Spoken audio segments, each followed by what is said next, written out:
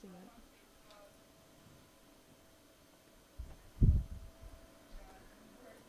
Hi, welcome to Channel 3 this morning.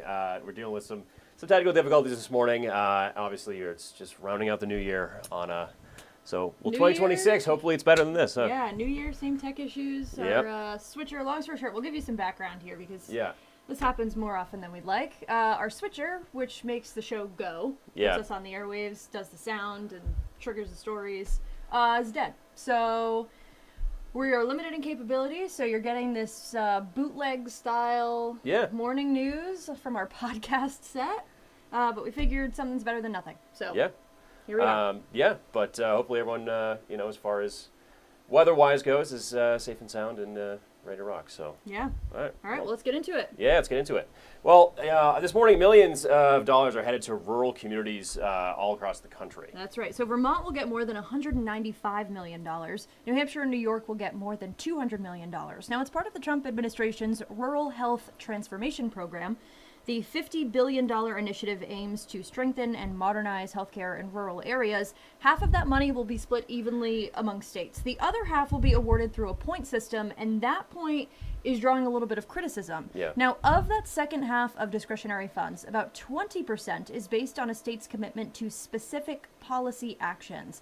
The provision grants states extra points if they agree to implement Trump administration policies. States will be rescored each year, so those funds could be clawed back. Now, Vermont's Agency of Human Services is going to negotiate final terms with the federal government. The state's application proposes investing in community health centers, dialysis and ventilators for nursing homes, and infrastructure upgrades. We will have a closer look on what exactly that means, where that money's going later today. Calvin Cutler is going to do a deep dive for us, so stick around tonight and we'll have an update for you. Yeah. And just another quick note, too, Governor Phil Scott thanking the Trump administration. He's saying, quote, wait a minute. Yeah, that is the quote. Same thing. Yeah. Excuse me. He said, this is good for Vermont. While there are still implementation details to still work out, it's a significant investment that will help us build on the good work we've started to make rural healthcare more affordable and accessible. Alrighty, so a new solution is being put forward to fix your high energy bills if you live in New York. Our Plattsburgh Bureau Chief, Alec Lasham, tells us how it could work for North Country families.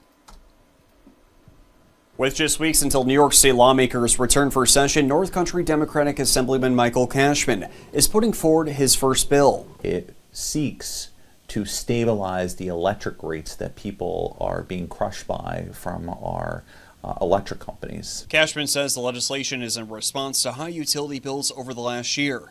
It puts a cap on increases at 2.5%, including transmission or other related fee hikes. If a company proposes anything higher than that, the Public Service Commission would pause it from going into effect for 180 days while reviewing the utility and proposed rate. It also makes it so utility companies can't get money on things like shareholder dividends, requires an itemized breakdown on a consumer's bill, and puts up civil penalties that are 3 times the amount a company collected if they don't meet the requirements. If the companies are not falling within the scope and the program, that those penalties will also be collected and will be used in such a way that will help offset the cost for low-income individuals as well. Utility company NYSEG says the Public Service Commission already does an audit of utility rate plans, and also say in part, quote, "We look forward to working with Assemblymember Cashman to help make bills more transparent, advocate for greater transparency on energy supply costs, and remove state mandates to make energy more affordable for all New Yorkers." I've also reached out to North Country Republican lawmakers about the bill, but they're unavailable to comment.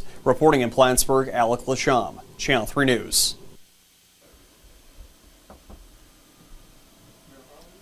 That was our Plattsburgh Bureau Chief, Alec Lasham. You can see that more about that story on WCAX.com. Now, the foreign policy continues as President Trump, policy focus, continues as President Trump spends the holiday at Mar-a-Lago.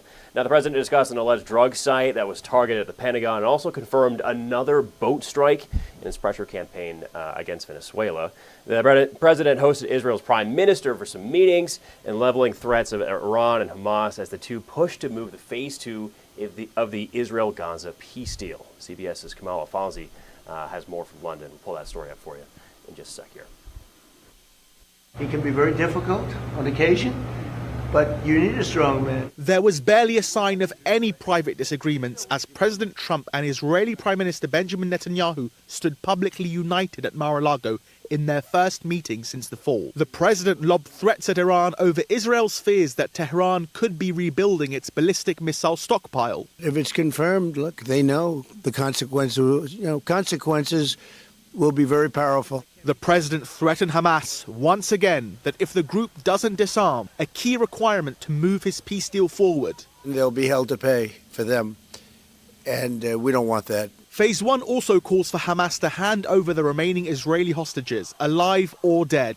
But the body of Ran Gavili is still in Gaza. The leaders met with his family Monday. Meanwhile, Hamas says Israel is not upholding its end of Phase 1. Israel's lived up to the plan, 100%. The ceasefire has mostly held, but both sides accuse the other of violations. Humanitarian groups still warn of limits on the flow of aid into Gaza. Also Monday, President Trump was asked about a strike on an alleged drug site inside Venezuela. It's a major explosion in the dock area where they load the boats up with drugs. They load the boats up with drugs, so we hit all the boats. The president didn't say where or when or, crucially, who carried out the strike. The Pentagon has directed questions to the White House, though it did announce that the US military struck another suspected drug boat in the Pacific, killing 2 people. Kamal Afzali, CBS News, London.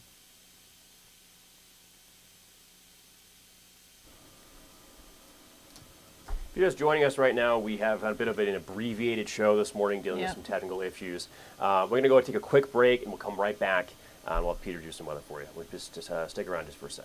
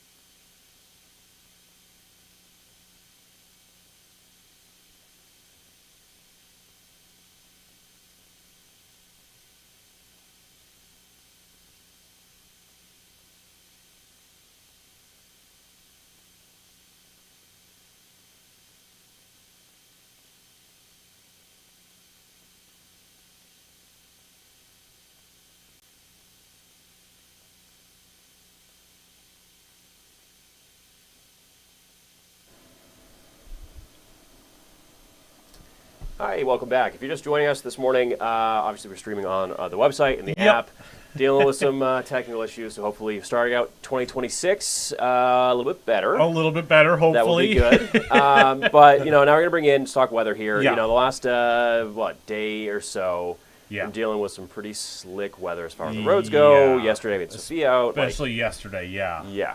We had the freezing rain come in. It was the Sunday night into Monday, and then we had a little bit of that freezing rain into the day yesterday. The good news is we are quieter here to start off the day today, but we do still have a few light snow showers here on satellite and radar, and those snow showers also having a little bit of an impact on the roads, especially as you head into the mountainous spots or even into the Northeast Kingdom. That was Vermont 108 in Stowe. Even wanted to show you Route 2 right now in Cabot, looking like snow-covered roads there, and even the interstate, I-91 Derby, still seeing some blacktop, but flakes actively flying, and it does look like it could be potentially slick here in some locations. So be cognizant of that when it comes to any Tuesday morning plans.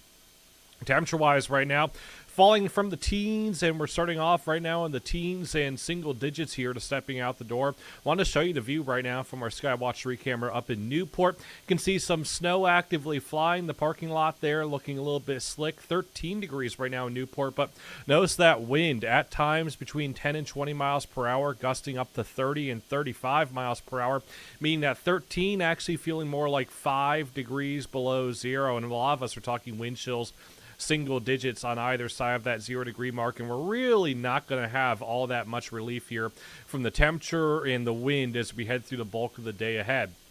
Also, through the course of the day today, we continue to see a few of these light snow showers. Notice how they're right along the spine of the Green Mountains here as we head through the course of the day. Today, we head into this evening, very similar situation into the day tomorrow. I think we could potentially start off the day with a little bit of sunshine, especially the further north you are. However, it's increasing clouds into tomorrow afternoon and evening, and then by late tomorrow evening, tomorrow night, it does look like snow becomes a bit more widespread across the area. So any New Year's evening plans, especially later on at night, there could be potentially a few slick spots here. Notice how this is New Year's exactly, midnight Thursday morning, and then we're going to continue to see a little bit of snow falling into the day on Thursday. In terms of additional snowfall here for the day today, it's really not all that much. A coating potentially up to an inch or two. The inch or two generally reserved here for the higher terrain spots like the northern spine of the Green Mountains as well as the Adirondack Park. Otherwise, though, most of us really not going to see all that much snow here through the day today. However, we do tack on to that accumulation here as we head into Wednesday night and into the day Thursday. So any New Year's Eve plans, again, could be potentially a little bit slick. All said and done, I think a lot of us are talking about a fairly widespread 2 to 4 inches of new snow. The Connecticut River Valley, the Champlain Valley, as well as the St. Lawrence River Valley, lesser totals there, coating potentially up to an inch or two.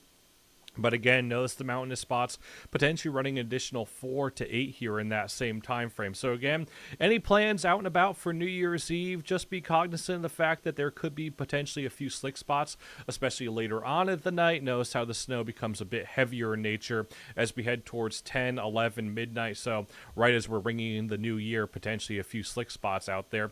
As we talked about, we do have that breeze out of the west here that we're talking about this morning, at times gusting between 30 and 40 miles per hour.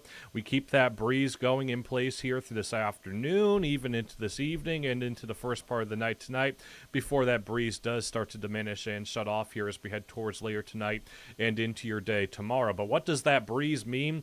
Well, take a look at this. Yeah, air temperatures basically hanging out in the teens all day, and wind chills single digits on either side of that 0 degree mark here through the bulk of the day ahead. So it kind of is a cool and blustery one out there.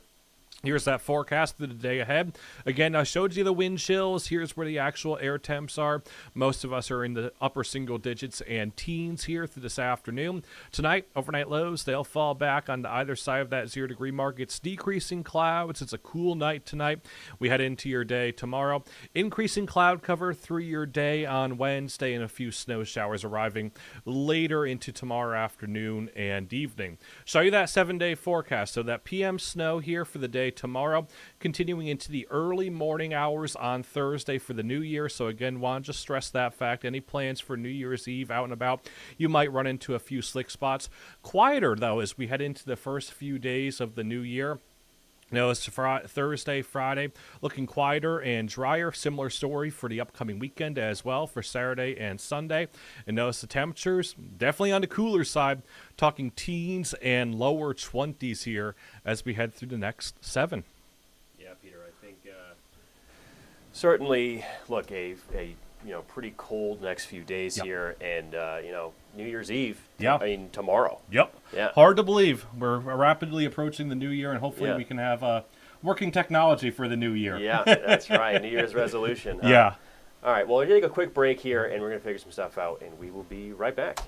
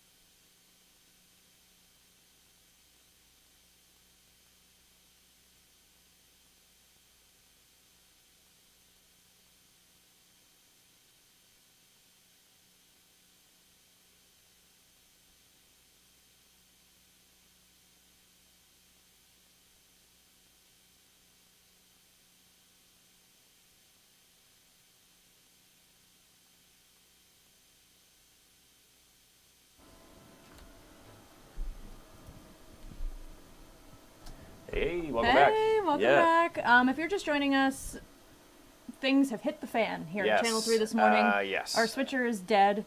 Although I think it sounds like we're making forward progress, so maybe we'll be back to business as usual here shortly. But in the meantime, you get this podcast morning news. That's right. Yeah, all right. The best we get. Well, anyway, so the lights are now back on for most Vermonters. You and I know yesterday was a bit of a mess. I think it was for everyone across the region. Monday at the peak, more than 6,300 people were in the dark. That was around 10:30 yesterday morning, according to vtoutages.org. We're back to just over 100 this morning when I checked last. Over in New Hampshire, there are still several thousand people in the dark, and Adam Sullivan takes a look at conditions from the Upper Valley. By 9:30 Monday morning, 13,000 customers were without power across the Granite State. Crews were hard at work all day, turning the lights back on, including here in Enfield. The sounds of a chainsaw, steady rain, and snapping branches filled the air as utility crews went from location to location, dealing with Mother Nature's fury. We had rain and sleet all night long. This Enfield resident loses power at his home a handful of times every winter. Monday was one of them. However, several years ago, he purchased a generator. To keep the heat on here and the water, and that's all. I'm not concerned.